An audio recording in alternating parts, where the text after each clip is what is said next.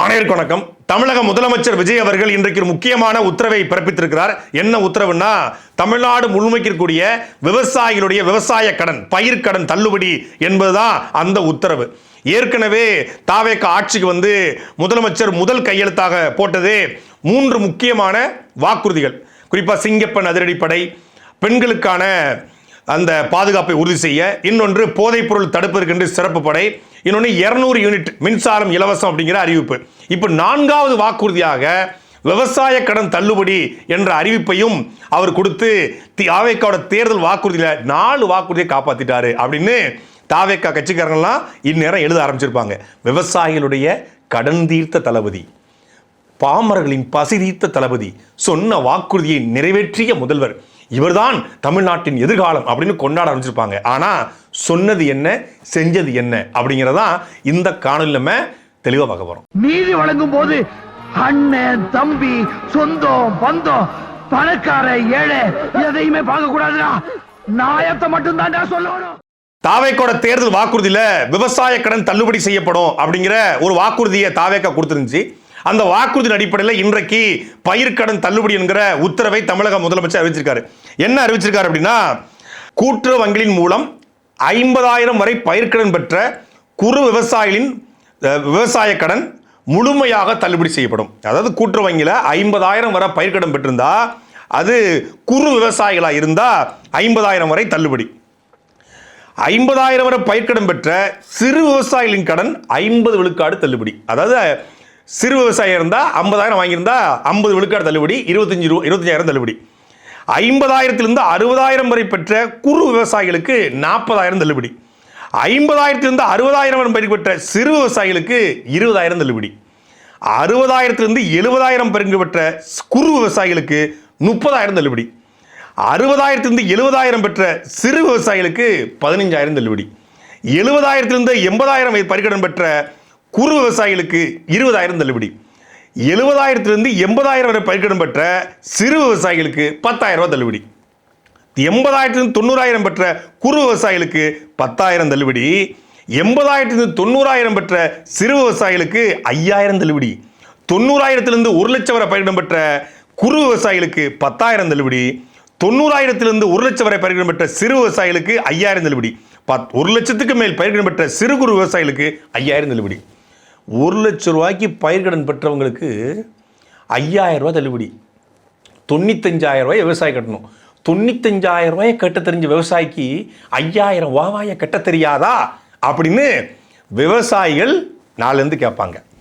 அதாவது நான் கேட்டது அப்படின்னு கௌதம் வாசுதேவன் சொல்லுவார்ல, நான் கேட்டது ஆனால் அவங்க கொடுத்தது அப்படிங்கிற மாதிரி தாவேக்காவோட தேர்தல் வாக்குறுதிகளை ஐயா சொன்னது யார்? தமிழக முதலமைச்சர் மரியாதைக்குரிய விஜய் அவர்கள் சொன்னது என்னன்னா, விவசாய கடன் தள்ளுபடி அப்படிங்கிற அந்த பகுதியில் பொருள், அறம்பொருள், இன்மன் பிரிச்சாங்களே, அதில் பொருளில் விவசாய கடன் தள்ளுபடி. 5 ஏக்கருக்கு குறைவாக நிலம் வைத்துள்ள விவசாயிகள் கூட்டுறவு வங்கிகளின் வாங்கியுள்ள பயிர்க்கடன்கள் முற்றிலுமாக தள்ளுபடி செய்யப்படும்.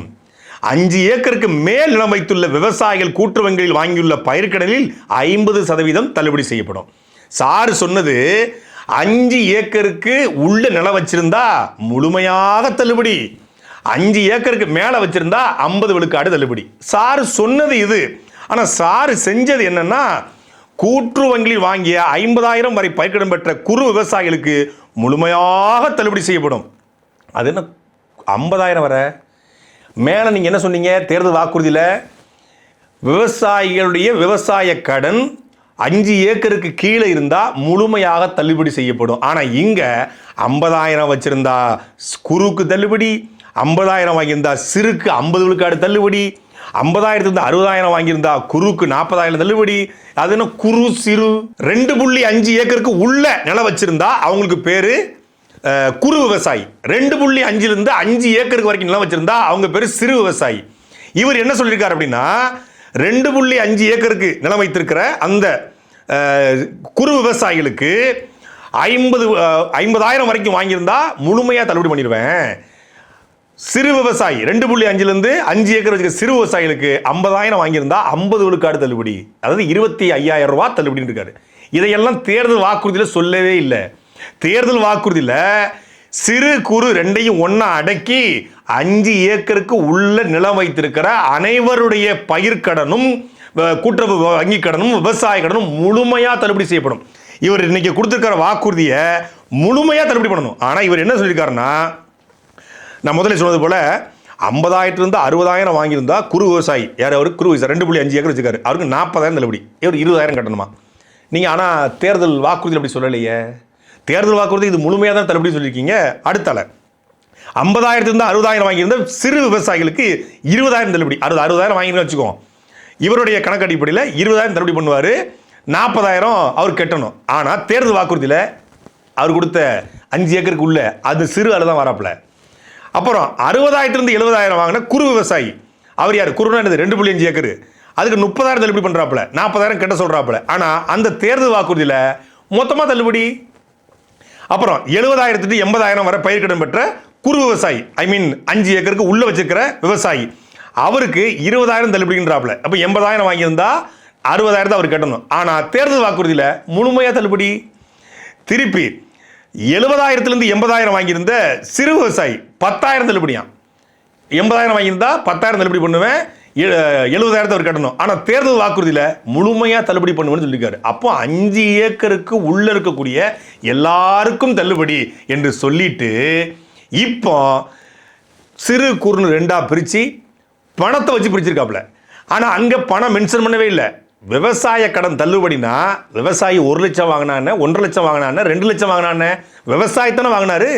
அவர் விவசாயத்தை வாங்கி வீடு கட்டினாரா, இல்லை விவசாயத்தை வாங்கி ஏதாவது கல்லூரி கட்டினாரா, விவசாயத்தை வாங்கி காலேஜ் கட்டினாரா, இல்லை பள்ளிக்கூடம் கட்டினாரா, இல்லை ஹாஸ்பிட்டல் கட்டினாரா? விவசாயத்துக்கு வாங்கி விவசாயம் தான் பண்ணியிருக்காரு. விவசாயம் பண்ணதுனால தான் விவசாயம் கொடுத்துருக்காங்க. விவசாயி எத்தனை லட்சம் கடன் வாங்கினான்னு, விவசாய கடனை 5 ஏக்கருக்கு உள்ள இருக்கிற அனைவருக்கும் தள்ளுபடின்னு சொல்லிட்டு இப்போ கொஞ்சம் கூட மனசாட்சி இல்லாம பொய், அப்பட்டமான பொய் வாக்குறுதியை கொடுத்து இன்றைக்கு, அதான் ஏற்கனவே சொன்னேன், எங்க ஊர்ல வந்து பழக்கடையில் பழம் வைப்பாங்க, kilo 10 kilo 10 kilo 10 kilo 10 kilo 10 ஓ கிலோ 10 ரூபாய்க்கு மாம்பழமா அப்படின்னு பக்கத்தில் போனா 1/2 கிலோ 10 1/2 கிலோ 10 1/2 கிலோ 10 இது தூரத்தில் இருந்து நமக்கு கிலோ 10ன்னு கேட்டிருக்கோம். ஆனால் பக்கத்தில் அவன் என்ன சொல்லியிருப்பானா 1/2 கிலோ 10 1/2 கிலோ 10 1/2 கிலோ 10, அறையை வந்து சைலண்ட் ஆக்கிடும். ஆனால் பக்கத்தில் போனேன் 1/2 கிலோ 10 அப்படிமா. அது மாதிரி 5 ஏக்கருக்கு உள்ள இருக்கிற விவசாயிகளுக்கு போகிற தள்ளுபடி, 5 ஏக்கருக்கு மேலே இருந்தால் 50 விழுக்காடு தள்ளுபடி அப்படின்னு போட்டுட்டு கீழே கண்டிஷன் அப்பீல் ஏதாவது போட்டுருந்தா? கண்டிஷன் அப்பீல் ஒன்றும் போடலையே, நிபந்தனைகளுக்கு உட்பட எதுவும் போடலையே. மொத்தமாக விவசாயிகளுடைய வாக்கை பறித்து ஏமாற்றி இப்பொழுது 50,000 வச்சிருந்தா 10,000 கொடுப்பேன், தள்ளுபடி பண்ணுவேன், 50,000 வச்சிருந்தா 20 விழுக்காடு தள்ளுபடி பண்ணுவேன், கடைசியாக பாருங்களேன் 1 லட்சம் வச்சிருந்தா 5,000 ரூபாய் தள்ளுபடியாம். எவ்வளோ பெரிய திறந்த மனசு. கில்லி படத்தில் அந்த ஆக்சிஸ் வித்தியார்த்தின்னு சொல்லி கில்லி படத்துடைய நடிகர் விஜய் அவர்களுடைய அப்பாவை நடிச்சிருப்பார் போலீஸ் இன்ஸ்பெக்டரா. செலவுக்கு மதுரைக்கு ஒரு கிரிக்கெட் விளையாட போகிறோம், மதுரைக்கு போகிறோன்னே சரசரசரன்னு என்னவார் என்று 100 பத்திரமா செலவு பண்ணுவார். அது மாதிரி இவர் 1 லட்ச ரூபாயில் 5,000 ரூபாய் தள்ளுபடி பண்ணிட்டாரா, 95,000 ரூபாய் கட்டினவனுக்கு 5,000 ரூபாய் இருக்காதான், அது இவர் கொடுப்பாராம்.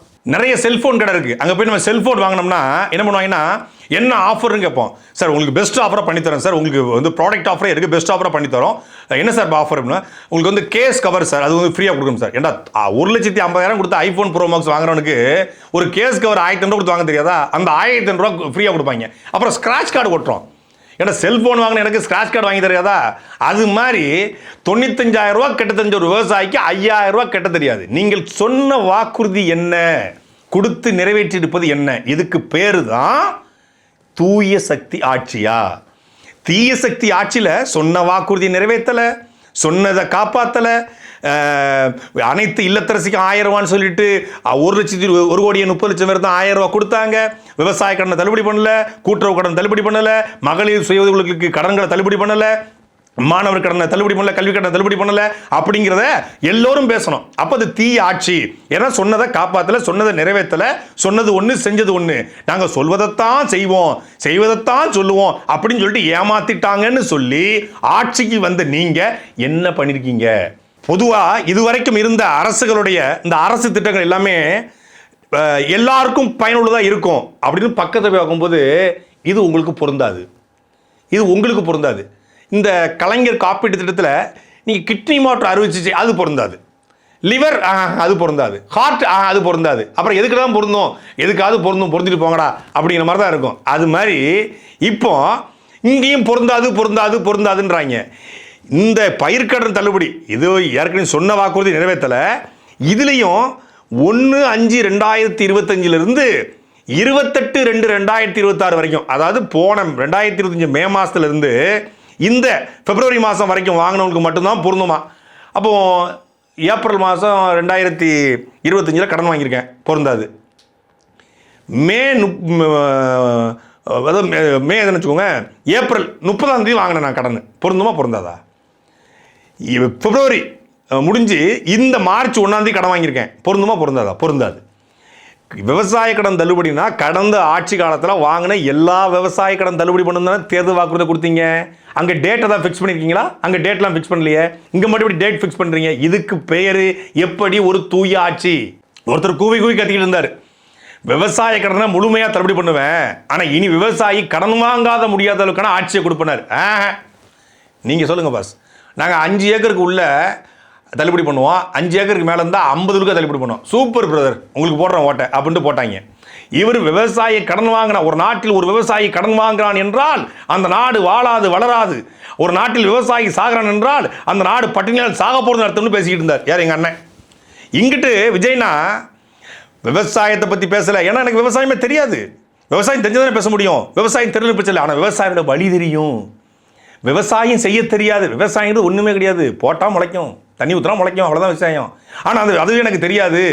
வீட்டில் நான் மணி பிளான்ட் கூட நட்டது கிடையாது, ஆனால் எனக்கு விவசாயியோட வழி தெரியும்னாரு. விவசாயியோட வழி தெரிஞ்சிருந்தா இப்படி நீங்கள் யாராவது ஒரு அடிப்படை மனசாட்சி உள்ள விவசாயிகளுடைய வழி தெரிஞ்ச, விவசாயிகளுடைய வேதனை தெரிஞ்ச, விவசாயிகளுடைய துன்பங்கள் துயரங்கள் தெரிஞ்ச யாராவது ஒருத்தர் இப்படி கடனை தள்ளுபடி பண்ண யாராவது சொல்லுவாங்களா? கடனை நான் முழுமையாக இன்றைக்கி தள்ளுபடி பண்ணுறேன், இல்லை இப்போ பட்ஜெட் ரொம்ப கம்மியாக இருக்குது, இப்பொழுதுக்கு 50 விழுக்காடு தள்ளுபடி பண்ணுறேன், அப்புறம் நான் இன்னொரு 50 விழுக்காடு தள்ளுபடி பண்ணுறேன் ஒரு 6 மாதத்தில் அப்படின்னு சொன்னால் கூட பரவாயில்ல.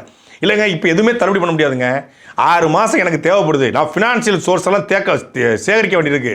உலக நாடுகள் மூலம் சுற்றி கார்ப்பரேட் முதலாளிகள் இழுத்து கொண்டு வச்சு பொருளாதாரத்தை பெருக்கி, ஜிடிபியை பெருக்கி, தனி மனிதனோட இதெல்லாம் பெருக்கி, தமிழ்நாட்டு கடனெல்லாம் அடைச்சி தமிழ்நாடை சிங்கப்பூராக மாற்றின பிறகு தான் நான் கடனை அடைப்பேன்னு சொல்லியிருந்தா கூட சரி பரவாயில்லங்க, கடன் ரொம்ப மாறி ஆயிடுச்சு, மஞ்சள் நோட்டீஸ் கொடுக்குற அளவுக்கு இருக்குது, அதனால் பிள்ளைகிட்ட நம்ம இப்போ கேட்க முடியாது, ஒரு 6 மாதம் கழிச்சு கேட்டுக்கலாம். அவர் சிங்கப்பூரை மாற்றுற வரைக்கும் நம்ம ஈரச்சாக்கை தலையில் போட்டுக்கிட்டு ஆடும் வானத்தை பார்க்க உட்காந்துருப்போம். சிங்கப்பூரா மாறிடும், சென்னை சிங்கார சென்னை மாறினது போல் சிங்கப்பூரா தமிழ்நாடு மாறப்போது, வைகையார் அப்படியே ஜொலிக்க போது, தாமிரபரணி அப்படியே ஜொலிக்க போது, தமிழ்நாடே மின்மிகை மாநிலமாக மாறப்போது, தமிழ்நாட்டிலேருந்து உலக நாடுகளுக்கு வாங்க பஸ் செலவு காசு இல்லையா வாங்கிட்டு போங்க அப்படின்னு சொல்கிற அளவுக்கு தமிழ்நாடு வளரப்போகுது.